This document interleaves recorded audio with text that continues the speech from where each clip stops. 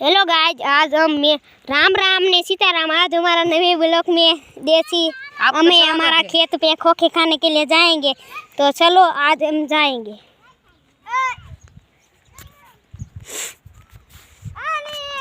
ये हमने हमने चलते हम जाए।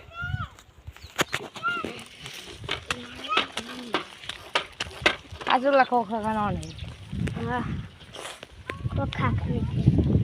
हेलो, आज हम जाते हैं हमारे खोखे की खेत की खोखन के पीऊनु बोलतो खोखा की खेत ની વાડી बताएल। खोखा की खेत की वाड़ी बताई थी नहीं तो हमारा राय खाम देखो अभियान का को हर कुछ देखो तो तू बताई हो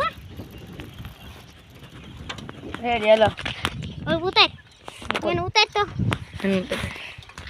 આપડા खोखा खाना है। जो हमें खोखा खाना है। हाँ है हमारे खोखे की वाड़ी।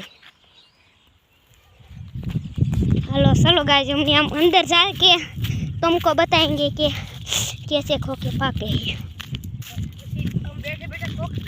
हाँ, पसी में बैठे बैठे खोखे खाएंगे, तुमको बताएंगे। हो देखो हमारी बहन भी पीछे पीछे आ रही है।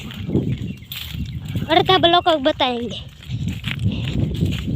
तो तू कहीं बोलता અહીંયા હવે ભાઈ ખોખા ખાઈ એલ પહેલ બી જાય માર હમણાં મેરી હમ